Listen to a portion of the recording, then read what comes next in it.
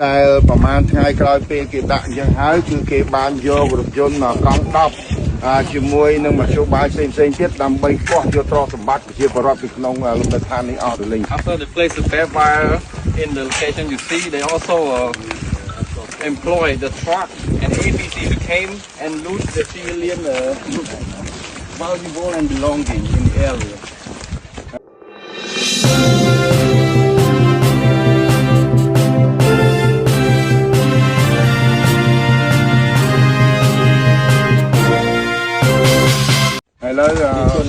សិក្សាសិភៅយុទ្ធសាស្ត្រតម្រាវិជ័យសង្គ្រាមគឺមានឃ្លាមួយនិយាយថាសម្រាប់មនបំភ័យស្វាតម្រាវិជ័យសង្គ្រាមស៊ុនអ៊ូវិននិយាយថាអ្នកឈ្នះពិតប្រកបគឺសត្រូវអត់អាចយកឈ្នះបានរីឯ Hitler ក៏បាននិយាយថាមហិច្ឆតាកើតចេញមកពីការតស៊ូដោយជាខ្មែរយើងមិនប្រើប្រាស់គ្រាប់កាំភ្លើងដើម្បីបញ្ចប់ភ្លើងសង្គ្រាមប៉ុន្តែប្រើប្រាស់ការទូតសង្គ្រាមទប់ទល់មិនពង្រីកសង្គ្រាមទើបសៀមមិនអាចធ្វើអ្វីកើតរួចយើងក៏មិនហ៊ានថាយើងឈ្នះដែរប៉ុន្តែសៀមក៏អត់អាចឈ្នះតាមមហិច្ឆតារបស់សៀមដែរខ្មែរយើងគ្មានមហិច្ឆតាប៉ុន្តែខ្មែរយើងមានការតស៊ូមនុស្សដែលមានការតស៊ូគឺប្រកាសជាមានមហិច្ឆតាការបញ្ចប់សង្គ្រាមរវាងប្រទេសធំវាយប្រទេសតូចបានគឺមិនមែនជារឿងធម្មតានោះទេមិនមែននរណាក៏អាចធ្វើបាននោះដែរចុះអ៊ីគេ6ជំហានរបស់ខ្មែរទាល់តែខ្មែរយើងទទួលយករឿងមួយសិនបើយើងមិនខ្លាំងគ្មានកម្លាំងគ្រប់គ្រាន់គឺគ្មាននរណាជួយយើងទេគេព្រមជួយយើងព្រោះតែយើងបានជួយខ្លួនឯងដូចជាខ្មែរព្យាយាមទប់ទល់សង្គ្រាមតាំងពីលើកទី1និងលើកទី2បើយើងមិនស៊ូឬមិនខ្លាំងទេគឺមិនអាចទប់ទល់ជាប់ទេសង្គ្រាមលើកទី1ចំនួន5ថ្ងៃបងប្អូនសាកស្រមៃគេវាយើងខ្លាំងកម្រិតណាស៊ូថាតើពិភពលោកមិនដឹងមែនទេនរណាក៏គេដឹងដែរប៉ុន្តែគេចាំមើលខ្មែរមានសមត្ថភាពប៉ុណ្ណាទប់ទល់សង្គ្រាមលើកទី2ចំនួន21ថ្ងៃសូមបងប្អូនសាកស្រមៃដូចគ្នាបើសិនជាក្រៅខ្មែរយើងអាចបញ្ចប់ភ្លើងសង្គ្រាមបានដែរឬទេគេមុនជួយយើងគឺគេមើលយើងសិនពីព្រោះផលប្រយោជន៍គេនៅស្រុកសៀមច្រើនណាស់បើប៉ះពាល់ប្រកាសជាបាត់បង់ផលប្រយោជន៍ពួកគេយើងមិនភ្លេចគុណគេទេដែលបានខំជួយជ្រោមជ្រែងសង្កត់សៀមរហូតដល់សៀមបានសុខចិត្តគឺដើរជួគន្លងរបស់យើងវិញគន្លង6ជំហានខ្មែរដើម្បីបញ្ចប់សង្គ្រាមមានដូចជាទី1កម្រិតអាស៊ានមាននីតិវិធីការប្រកាសអំពីការឈ្លានពានដែលសៀមបានមកធ្វើមកលើខ្មែរទោះបីជាអាស៊ានគ្មានសិទ្ធិដើម្បីបញ្ចប់សង្គ្រាមប៉ុន្តែអាស៊ានមានសិទ្ធិអាចដឹងឮនិងធ្វើជាសាក្សីអ្វីដែលយើងចង់បានគឺល្បិចបញ្ជាសាច់ទោះចង់ឬមិនចង់សមាជិកអាស៊ានត្រូវតែបញ្ជូនអ្នកសង្កេតការណ៍និងស្វែងរកការដោះស្រាយអន្តរាគមន៍ឲ្យនៅក្នុងកម្រិតទី1ដែរបើមិនដូច្នោះទេប្រទេសនៅក្នុងសមាជិកអាស៊ានអាចនឹងគ្មានតម្លៃអ្វីទាំងអស់និងប៉ះពាល់ដល់កិត្តិយសប្រទេសទាំងអស់នោះទី2កម្រិតអង្គការសហប្រជាជាតិក៏ជាសម្ពាធមួយគឺដល់ពួកមហាអំណាចទាំង5ការរងចាំតែមើលប៉ុន្តែមិនធ្វើការប្រតិកម្មពីព្រោះតែខ្លាចបាត់បង់ផលប្រយោជន៍នៅក្នុងប្រទេសសៀមទើបបណ្ដាលឲ្យសង្គ្រាមលើកទី1អាមេរិកចេញមុខនិងលើកទី2ចិនចេញមកនិងពួកមហាអំណាចបន្តបន្ទាប់ចេញមកអន្តរាគមន៍ជាជំនួយនិងនីតិវិធីនានានេះជាអ្វីដែលខ្មែរបានធ្វើហើយរួចក៏មើលឃើញនៅលទ្ធផលផងដែរបញ្ជាក់ថា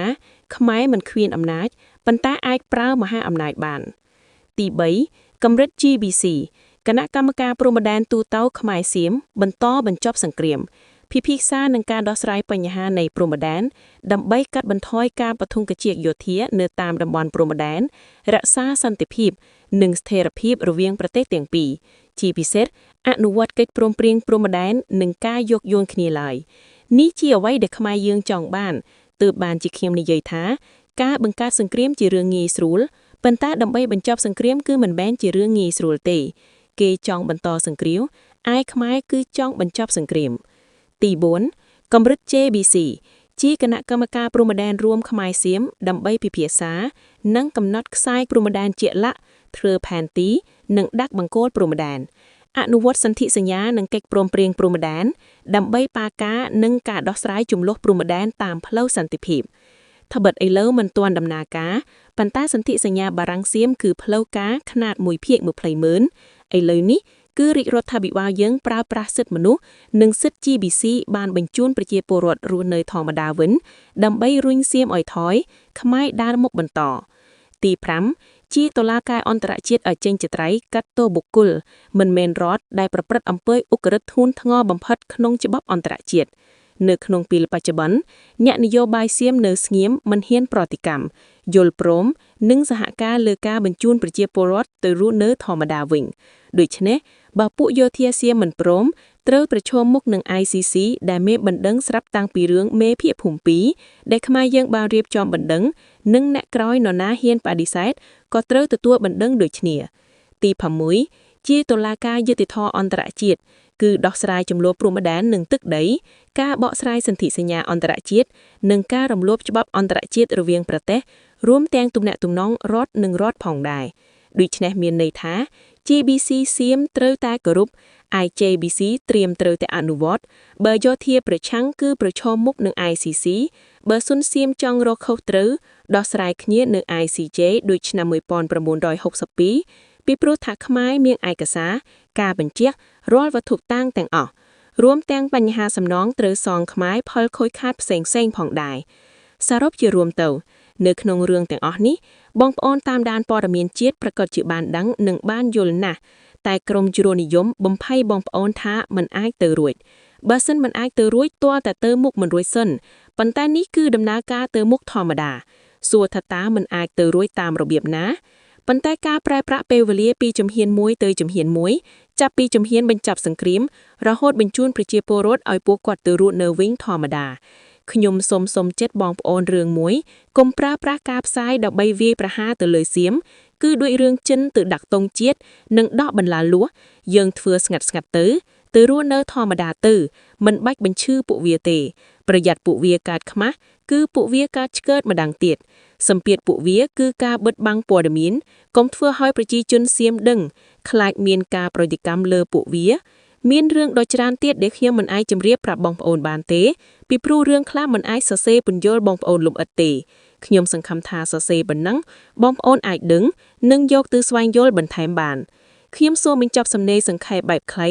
ដើម្បីឲ្យបងប្អូនស្វែងយល់ត្រឹមតែប៉ុណ្ណឹងចុះបើមានចន្លោះឬខ្លះខាតត្រង់ចំណុចណាខ្ញុំសូមការអធិស្ឋានទុកជាមុនខ្ញុំសូមគោរពអរគុណបងប្អូនដែលបានចំណាយពេលវេលាដ៏មានតម្លៃដើម្បីអានតាំងពីដើមរហូតដល់ចប់នៅចុងបញ្ចប់សូមបងប្អូនត្រូវតែបន្តជឿជាក់លើរាជរដ្ឋាភិបាលយើងដើម្បីការពារជាតិយើង by a sponsor from ADB Bank ហើយtiềnនេះក៏ជាមានតែសំខាន់ណាស់សម្រាប់ជាប់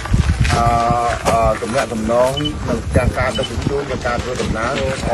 ជំរាបទៅកាន់ខេត្តដល់ទីរបស់យើង This is an important civilian infrastructure that connected Siem Reap province and North Vichai province for the civilian population ពីព្រោះយើងមានផ្លូវនេះមួយគត់ដែលជាតំណែងតំណងរវាងសៀមរាបនិងឧត្តរមានជ័យមកតាមផ្លូវនេះ because we only